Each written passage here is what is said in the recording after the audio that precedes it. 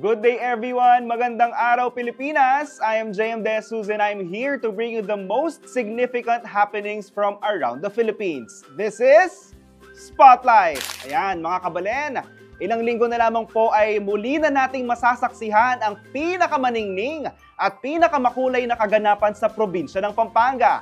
Ang Giant Lantern Festival o ang sa tao po kening probinsya tamo ing Ligligan, Parul. Tampok dito ang tagisan ng mga higanting parol mula sa iba't ibang barangay ng City of San Fernando. At ngayong araw, maswerte tayo dahil makikipagkwentuhan sa atin si Engineer Alvin Mendoza, ang chairperson ng Giant Lantern Festival ngayong taon. Engineer Alvin, maraming salamat po at binigyan nyo kami ng panahon dito upang makapanayan po namin kayo. And kung gusto nyo pong batiin lahat ng yung fans nyo, sir, yung mga kaibigan natin at yung mga kasamahan natin na bumubuo ng Giant Lantern Festival Committee ngayon. Maraming salamat sa pagbisita rito, pag-anyaya. Magandang umaga po sa lahat ng nanonood. Binabati ko po ang aking mga kasamahan sa Giant Lantern Festival 2024 Executive Committee at sa mga Secretariat ng City Tourism at sa lahat po ng Working Committee ng Giant Lantern Festival 2024. Engineer, kasi yearly isa ito sa mga pinaka-inaabangan po, hindi lang po sa probinsya ng Pampanga, kundi buong rehiyon na po, buong Pilipinas. Ano? At ito po, as early as August, nabanggit nyo kanina, nag-start na yung preparation natin. As of now, Engineer, kumusta po ang preparasyon para sa big day natin sa December? Yes po, nag-start po tayo ng preparation last August pa at ngayon malapit na po. Halos 3 linggo na lang ang ating Giant Lantern Festival. No? Sa ngayon po, mula po dun sa mga sponsorship, marami na rin po na nakilahok sa atin. Sa mga parol naman, nandyan po ang ating chairman na si Mr. Hill Pamandanan na mamaya ibabahagi po kung mga ilang porsyento na po ang ating mga parol. Sa physical arrangement naman po, nandyan si Engineer Emer Feliciano. Sa mismong venue po, naka-prepare na rin po tayo sa Robinson Star Mill, Pampanga. Yun po ang ating mga preparation. At sa lahat, sa program committee naman po, nandyan si Sir Jody Mercado. Lahat po yan na, kumbaga, mga updates na lang. Lahat yan na in almost 3 or 4 months po, napapag-usapan natin lagi yan sa mga executive meetings natin. Yes sir, kasi ang Giant Lantern Festival po ay sumasabay din sa pagbabago ng panahon. Witness po kami dito, ang CLTV 36, nakikita namin kung paano din po ito nagbabago. Sir, kasi for the past few years, naghihintay po yung mga tao. Ito po bang this year na ito, meron po ba tayong aabangan na bago? May mga ilaw po ba tayong bagong gagamitin? Opo, this year po, ang mga lanterns natin, dati po kasi meron tayong mga limitations like sa mga lights. Ngayon po gagamit na tayo ng mga LED lights at mga flexi lights. Meaning po, hindi na natin kinontrol ang mga kaalaman ng mga lantern makers. Lahat ng mga pwede nilang ilagay sa mga giant lantern natin, makikita po natin this year. Kaya yun po ang malaking pagbabago ng Giant Lantern compared to the past years po. Sir, kung tatanungin ko po kayo, gaano po kahalaga na itong Giant Lantern Festival taon-taon palakas ang palakas at naipapasa po natin ito sa susunod na henerasyon? Kasi pati po yung mga lantern makers natin, may mga bata na rin pong sumasali. Ano? Actually po, ang Giant Lantern Festival isa culture and tradition ng San Fernando. Hindi lang San Fernando, sa buong mga Kapampangan. No? Kaya maraming tao, thousands of spectators na lumalahok po every year. Yun po ang maganda sa pag-lantern making. Ang mga nauna po, siyempre marami na. Ang ngayon po is 116th year na tayo. Bakit po tayo umabot ng ganito? Dahil po, ang mga naunang gumagawa ng parol, mga lantern makers, namamana ng mga kabataan. Kaya, yun po ang nagiging tradisyon natin. Habang may gumagawa ng parol, tuloy-tuloy po ang Giant Lantern Festival. Yes, engineer, kasi ang giant lantern po, pag sinabi nating parol, trademark na po ito ng probinsya ng Pampanga, specifically po ang City of San Fernando. Ngayon po, engineer, syempre, December 14 po itong ating Giant Lantern Festival ngayong taon. Pero para sa lahat naman po ng hindi po makakapunta, like for example, magagaling po sila ng ibang probinsya, ibang rehiyon, at excited po sila, kumbaga wala silang pasok, gusto nilang makita din yung ating mga parol. Even after the competition, meron po ba silang chance pa na makita itong mga parol na ito in person? Actually po, kung di man kayo makakanood ng mismong December 14, 2024, Sabado po yun, siyempre po, ang CLTV 36 naka-live po yan. Pero except po doon, from December 14 to January 1, ang mga parol po natin nasa Robinson Star Mills, Pampanga. Then, sa December 24 po, mayroon din tayong parol sa bayan, sa mismong bayan ng San Fernando na tinatawag nating sa Incabalenan. And then, by December 28 and 29, nasa Marquee Mall, Angeles po tayo. And then, mayroon din po tayong exhibition date ng December 26 and 27 doon sa San Fernando Complex or yung tinatawag nating Tourism Road sa Kalulot area po. Ayan, yearly, padagdag po ng padagdag. Kumbaga, talagang tayo po mismo ay inilalapit din natin yung mga parol dito sa ating mga kabalen. Sir, kayo po, kung tatanungin ko kayo, ano po yung nararamdaman nyo? Palapit na ng palapit, at ito na naman talagang ipapakita natin ang galing, ang ganda, at ang saya ng selebrasyon ng Pasko dito sa City of San Fernando. How does it feel, sir, ngayon? Kay Ponce? Yes, actually po, excited. Actually, it is an honor and opportunity and a privilege na ako po ang Giant Lantern Festival Executive Committee this year. Isa pong karangalan para sa akin. Kaya po binigyan po natin ng oras para maging maayos at maganda po ang ating Giant Lantern this year.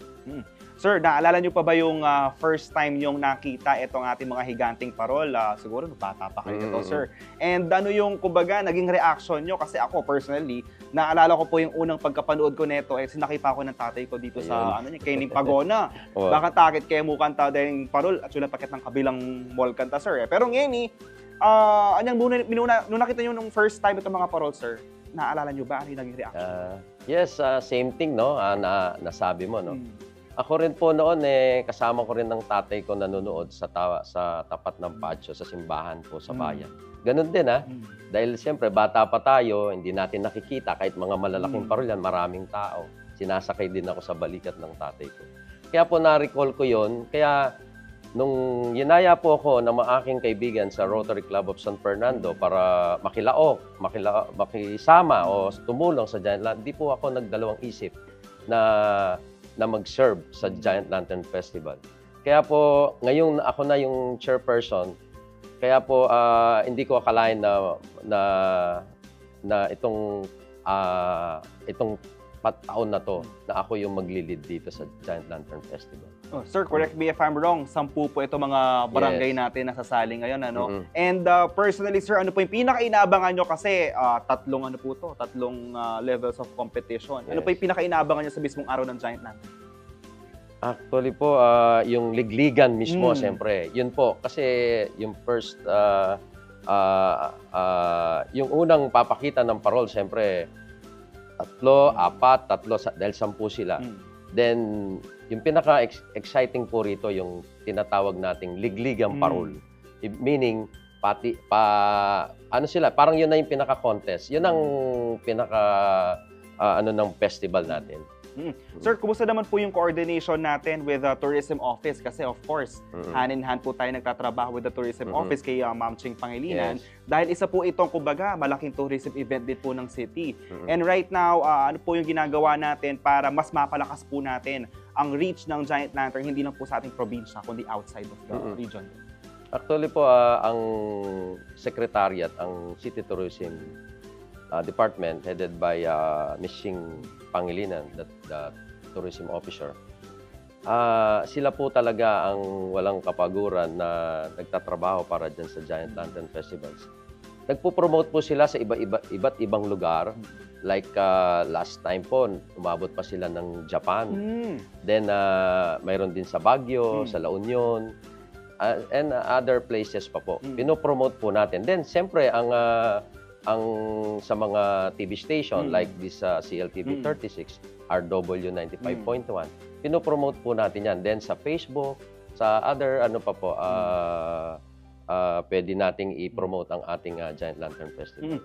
Sir, ngayon, sir, pag-uusapan naman natin kasi nabanggit nyo kanina, pareho po tayo, bata pa lang, nakita na natin itong mga higating parol na ito. Can we say na yung mga magkakaibigan, yung mga magkakapamilya, yung mga magjojowa dyan, yung mga magkakatrabaho, ito po, pwedeng puntahan ng lahat ng, para i-enjoy po nila. Kumbaga, ito yung parang Pasko feels nila. Yes, siyempre po, maganda pong event ang Giant Lantern Festival. Buong pamilya, pwede po kayong pumunta. Sabi mo nga, kahit magjowa, minsan yan ang parang magandang time, no? Para maging sila, makanood ng Giant Lantern. At saka magandang experience po yan. Kasi sabi nga natin kanina, bata pa tayo, nakakanood na tayo. Pero po, hindi ibig sabihin na kahit 116th year na po yan, sabi ko nga kanina, yearly may bago. Meron silang pinapakitang bago. At mga lantern makers natin, nagbabago rin sila. Kaya mga innovations nila, yan, lagi nilang pinag-aaralan yan na dapat this year, pabonggahan, mas maganda ang ipapakita naming parol. Ayan sir, itong pagkakataon nito, syempre, hindi po natin palalagpasin na maimbitahan po natin lahat ng mga manonood, lahat ng mga abangers dito sa Giant Lantern. Kasi pwede po kayo manood online, pwede kayo manood dito sa ating venue. Sige po, take it away, Engineer Alvin. Invite everyone, saan po ito, anong oras, at kailan po? Bago po ako mag-invite, siyempre po gusto kong pasalamatan ng lahat ng sponsors na sumali sa this year Giant Lantern Festival. Pinangungunahan po ni Mr. Robbie Hizon. Siya yung chairman sa sponsorship committee. Muli po, sa December 14, 5:30 p.m. po, Robinson Star Mill, Pampanga, Sabado po ng gabi. Manood po tayong lahat para po sa Giant Lantern Festival 2024. Maraming salamat, Engineer. At uulitin ko po para talagang makuha na nila. Ito po sa Robinson Star Mills po. Kung makakapunta po kayo, medyo agahan nyo siguro ng konti para makakuha kayo ng magandang pwesto dun sa ating venue. Magdala din po siguro ng payong, ng panangga sa init, sa ulan, para if ever man po ano mangyari, enjoy lang po tayo. And also, hindi po natin kakalimutan, if ever po na hindi po kayo makakapunta, busy po kayo or meron kayong ibang lakad, kung dala niyo yung mga cellphones nyo, manood na kayo sa CLTV 36. So kaya naman sa inyong telebisyon, para naman sabay-sabay tayo, team bahay man kayo, o doon mismo sa Robinson Star Mills, mapapanood natin ng maayos at masaya ang Giant Lantern. Maraming salamat po, Engineer Alvin Mendoza, for joining us in our episode today, sir. Mga kabalay, at sa lahat ng mga nais na makisaya at mapanood ang Giant Lantern Festival, yun nga, abangan nyo po, pati po sa social media at balita po ng CLTV 36 News ang pinakamaningning at pinakamakulay na kaganapan na ito. Sa lahat ng mga nais na makisaya at mapanood ang Giant Lantern Festival 2024, abangan nyo po ang live coverage, social media post at mga balita ng CLTV 36 tungkol sa pinakamaningning at pinakamakulay na kaganapan na ito. Maraming salamat po for joining us and we hope you enjoyed discovering the vibrant festivals and significant events from around the country. At bago po matapos ito ay papasalamatan ko po ang Cut and Comb para sa aking dashing haircut. Bukas po ang kanilang bagong branch sa Guagua, Pampanga, 8 a.m. to 7 p.m. Ako po si JM De Jesus and this is Spotlight.